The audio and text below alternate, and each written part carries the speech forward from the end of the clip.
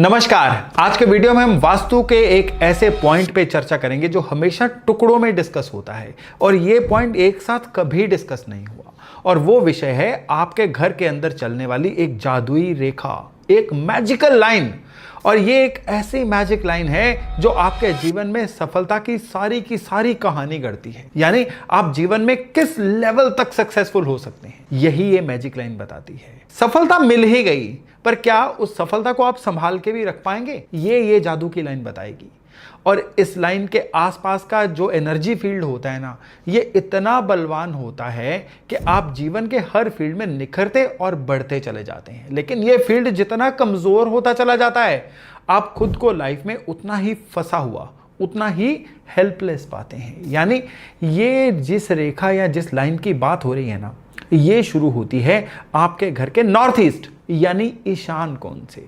यानी north east से ना आप एक डायगोनली सीधी लाइन खींचो और इसको कहां तक लेके जाओ, घर के साउथ वेस्ट तक। नॉर्थ ईस्ट से साउथ वेस्ट तक ये जो दो कॉर्नर आपके घर की मैजिक लाइन बना रहे हैं ना, ये घर के बाकी जोन की तरह सिंपल सरल नहीं है। ये घर के पूरे एनर्जी एक्सेस बनाते हैं। सारा घर इसके आसपास घूमता है। पूरे घर की एनर्जी समझ लो कि इसी लाइन के आसपास नाचेगी। आज के इस वीडियो में हम इसी एक्सेस को समझेंगे कि कैसे नॉर्थ ईस्ट और साउथ वेस्ट दोनों मिलके कैसे काम करते हैं, कैसे एक ऐसा एनर्जी जोन बनता है जो आपकी किस्मत लिख देता है, और क्यों इन दिशाओं को अकेले देखने या अकेले बैलेंस करने से बात नहीं बनती है, और यहां पे आपकी एक प्रैक्टिकल अप्रोच क्या होनी चाहिए।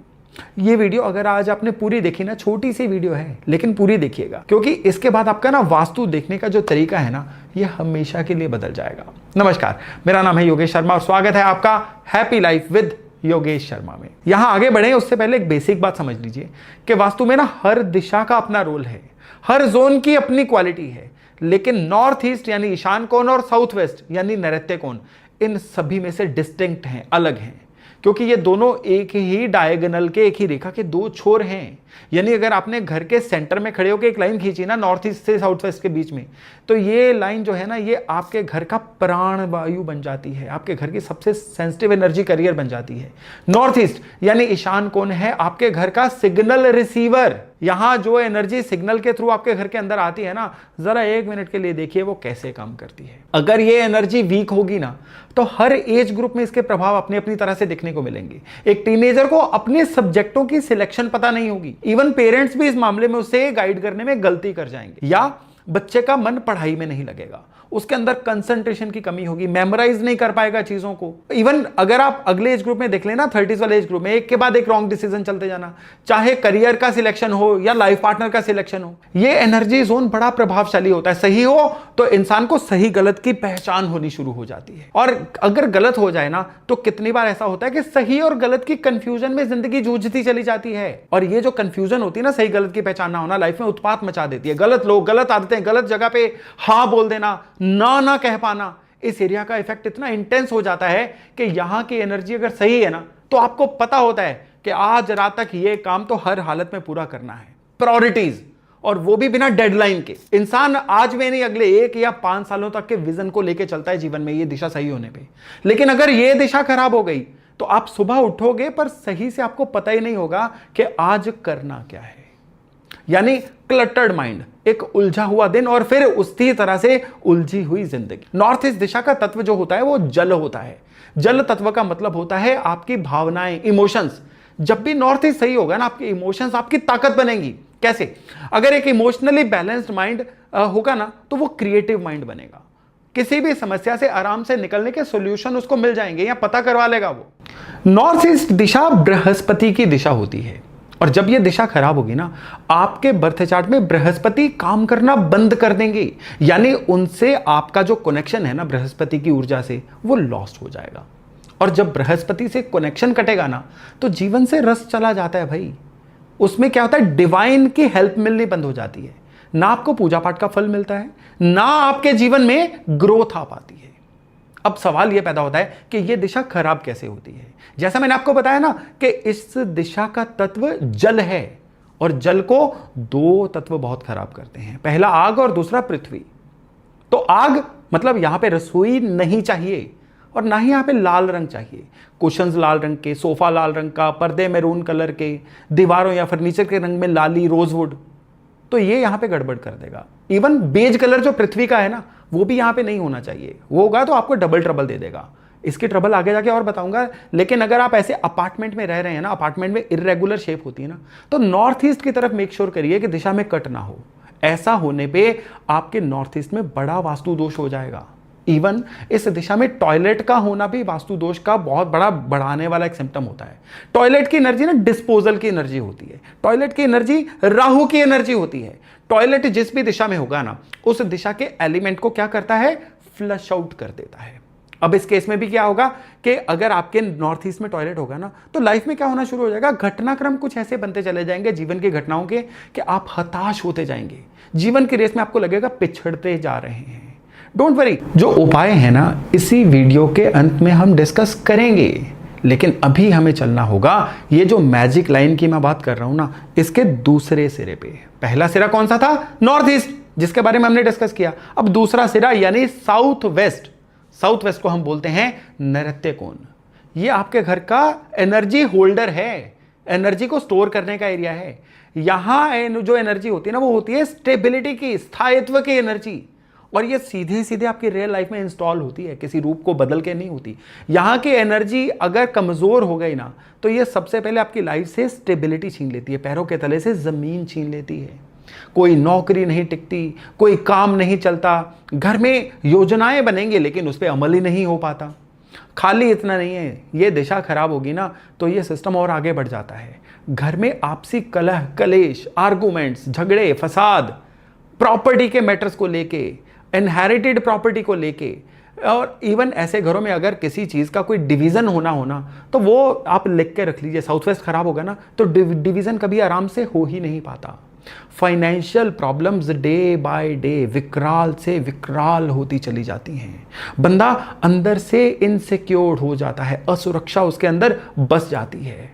और खाली यही नहीं, और भी है। यहाँ पे एक बात बताइए कि कौन अपनी लाइफ में अपने करियर की ऊंचाइयों तक पहुंचता है? इसका जवाब अपने अंदर तलाशिए, पूछिए खुद से। क्या अच्छी डिग्री वाला इंसान? जवाब है नहीं। क्या बड़े पिता की संतान? जवाब है नहीं। खुशकिस्मत इंसान? आप कहोगे जिसकी किस्मत अच्छी हो, मे बी, पर हर बार नहीं। ऊंचाइयों तक वो पहुंचता है जो इंसान अपने काम में कंसिस्टेंट होता है, अपने हुनर में, अपनी स्किल में मास्टर हो जाता है, जिसकी आपको कभी रिप्लेसमेंट नहीं मिलती। वो जाता है जीवन में आके। और ये करिश्मा कौन करता है? ये करिश्मा नैऋत्य कोण, साउथ वेस्ट करता है।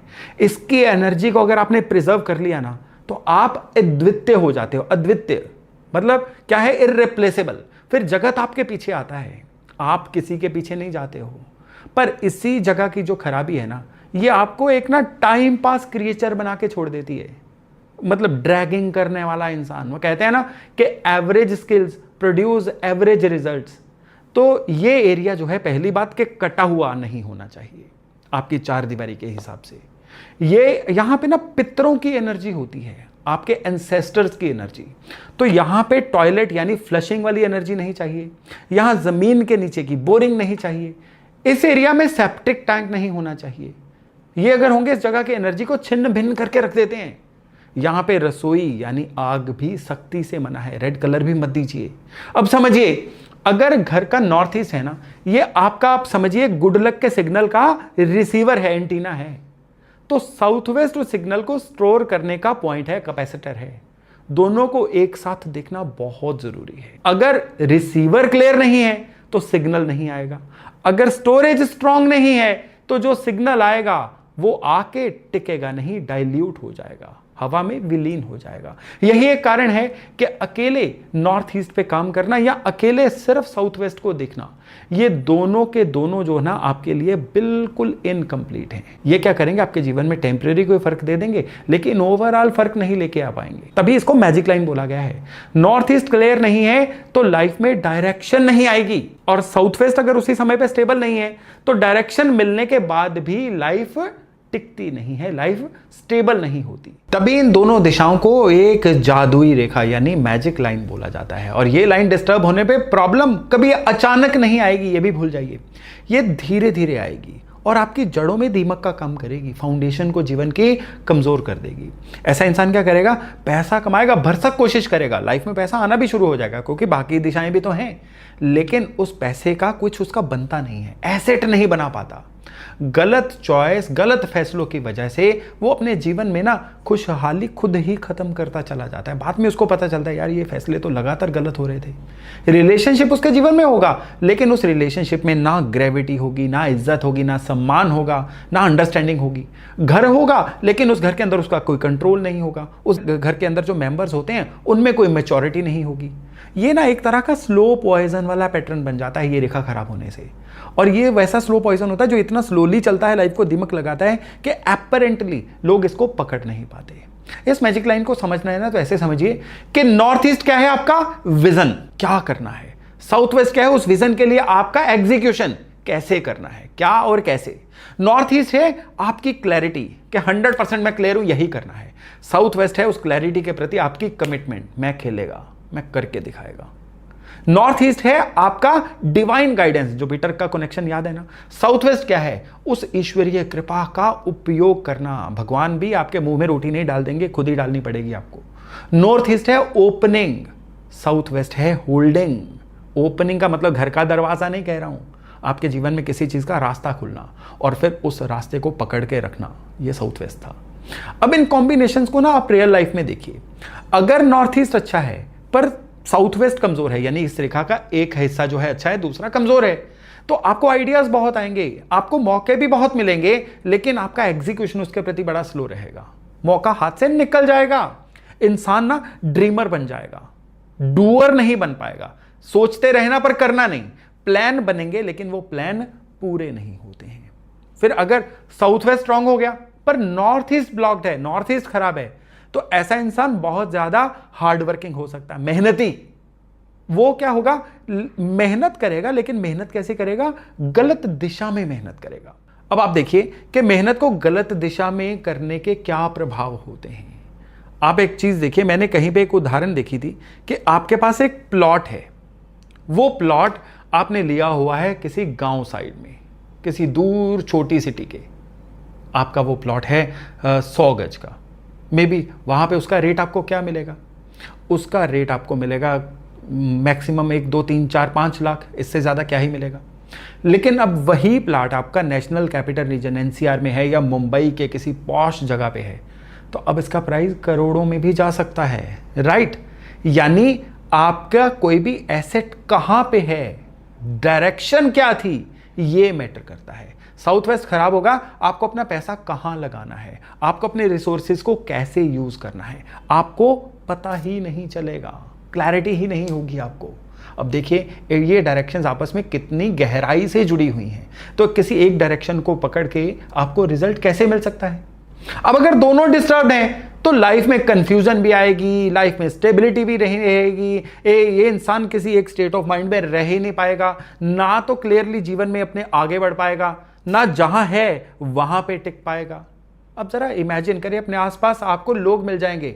अब लोगों की लाइफ में जो हो रहा है ना, उसको देख के आपको अंदाजा होना शुरू हो जाएगा कि उनके घर की कौन सी दिशा उनके थ्रू बोल रही है। हाँ, और अगर दोनों बैलेंस है ना, तो उसे दिशा भी मिलेगी, उसे उस दिशा में टिके रहने की शक्ति भी मिलेगी।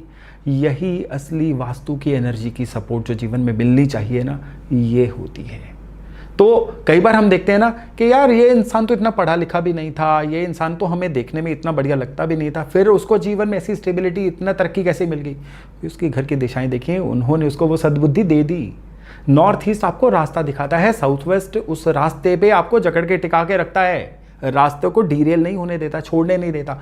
लेकिन यहां पे एक बात आपको साफ कर दूं कि वास्तु में कोई भी एक ऑब्जर्वेशन जो होती है ना, ये आपके लिए एक तरह से पूरा वास्तु देखना नहीं होता।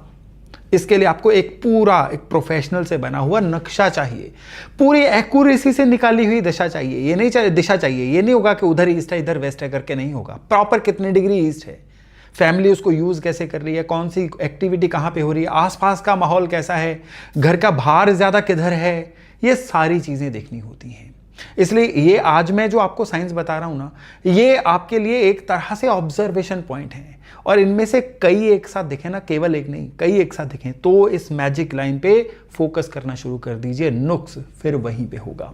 अब बात करते हैं उन मिस्टेक्स की, उन गलतियों की जो लगभग हर दूसरे तीसरे घर में देखने को मिल जाती है। और इनमें सबसे बड़ी जो मिस्टेक है ना, वो घर के मंदिर में करते हैं लोग। घर का मंदिर बनाया, नॉर्थ ईस्ट में पूजा घर बना दिया, बड़ी अच्छी बात है, नॉर्थ ईस्ट में बना दिया। पहले पहचानो नॉर्थ ईस्ट में क्यों बनाया, क्योंकि नॉर्थ ईस्ट की एनर्जी ऐसी है, वहां पे बैठ के क्लैरिटी आएगी, वहां पे बैठ के वो जो सिग्नल आ रहा है ना, वो आप पकड़ोगे।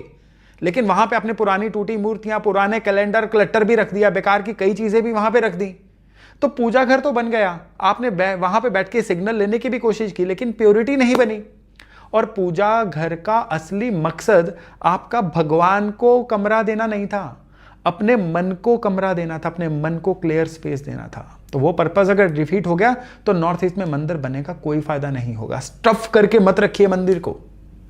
और फिर दूसरी बात कि साउथ वेस्ट में मास्टर बेडरूम, घर का मुखिया वहां रहेगा, सही बात है, पर रूम ही अनस्टेबल है, बेड जो है वो पुराना हो चुका है, फर्नीचर कहीं ना कहीं कुछ ना कुछ ऐसे ही आपने ठूस के रखा हुआ है, और कमरे में लगातार उत्पात की स्थिति मची हुई है, या कमरे में कितनी सारी चीजें पड़ी हुई हैं।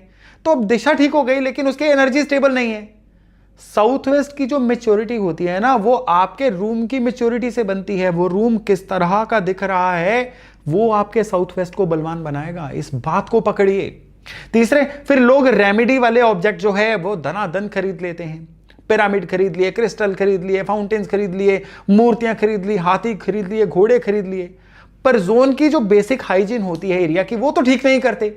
ऑब्जेक्ट लगाने से पहले उसको वास्तु के हिसाब से बैलेंस करना जरूरी है, फिर ऑब्जेक्ट लगते हैं। फिर एक अगली मिस्टेक है कि डायरेक्शन को बिना कंपास के, बिना दिशा यंत्र के एज्यूम कर लेना। जैसा मैंने अभी आपको बोला था कि उधर ऑलमोस्ट ईस्ट है, इधर ऑलमोस्ट साउथ है, इधर ऑलमोस्ट वेस्ट है, ऐसे नहीं चलेगा। क्योंकि मुझे लगता है कि यहां नॉर्थ ईस्ट है वाली बात नहीं चलेगी। लगने से वास्तु नहीं चलता, कोई भी प्रॉपर मेजरमेंट के बिना कोई भी करेक्शन आपकी गलत दिशा में जा सकती है। पहले अपनी डायरेक्शन को प्रॉपरली कंफर्म करिए, नहीं पता है तो सीखिए, नहीं तो फैसला मत लीजिए। फिर पांचवी बात कि एक वो होता है ना कि universal size, one size fits for all वाली रेमेडी की तरह रेमेडी अप्लाई करना। अब इंटरनेट पे आपने एक टिप देख ली, किसी रील पे एक टिप देख ली, और आपको लगता है कि बिल्कुल यही टिप तो मुझे चाहिए। अब उसमें आपने अपने घर का लेआउट इग्नोर कर दिया, दिशा भी इग्नोर कर दी जो बोली गई थी। आपकी जरूरत अलग हो सकती है, आपकी समस्या का कारण अलग हो सकता है। अगर जो टिप में चीजें दी गई हैं दिशा के साथ रेमेडी वो प्रॉपर आपको क्लियर है, तो केवल तभी करिए। ऐसे ही नहीं कि नॉर्थ ईस्ट को वाटर जोन समझ के आपने ब्लाइंडली वहां पे एक्वेरियम लगा दिया। वाटर एलिमेंट की प्लेसमेंट बहुत टेक्निकल होती है, गलत जगह पे आपने वाटर एलिमेंट अगर लगा दिया तो आपको फायदे की जगह नुकसान होना शुरू हो सकता है। वाटर तभी रखिए जब पूरी लेआउट में वाटर रखना अलाउड हो रहा है, ऐसे ही कैसे रख दोगे आप? तो ये गलती भूल से भी नहीं करनी है। अब एक चीज को समझ लीजिए कि वास्तु का मतलब चीजों को जमा करना नहीं है। वास्तु का मतलब है कि वो जो स्पेस है ना, उसकी दर्द को समझना, स्पेस की भाषा को समझना, उसकी साइकोलॉजी को समझना, और फिर उस स्पेस को सही करने के लिए एक्शन लेना। तो अंत में एक बात समझिए कि वास्तु कोई जादू टोना नहीं है। वास्तु केवल चीजों को रखने का, चिपकाने का नाम नहीं है। पूरे के पूरे लेआउट को, घर की भाषा को समझने का नाम है। तो चलिए अभी वाणी को विराम देता हूं। ऐसे प्रैक्टिकल वास्तु टिप्स और एस्ट्रोलॉजिकल गाइडेंस के लिए हमारे चैनल को सब्सक्राइब जरूर करिएगा, और इस वीडियो को सेव कर लीजिए ताकि बाद में रेफरेंस के लिए आपको ये इंफॉर्मेशन मिल सके। और कमेंट में लिखिए कि आपके घर का नॉर्थ ईस्ट और साउथ वेस्ट कोना किस यूज में आ रहा है। मैं हर सीरियस कमेंट को पढ़ता हूं और जहां पे पॉसिबल हो आपको गाइड करने की भी कोशिश करता हूं। तो चलिए बहुत जल्द मिलते हैं नए वीडियो, नए टॉपिक के साथ। अपना खूब ध्यान रखिएगा। नमस्कार।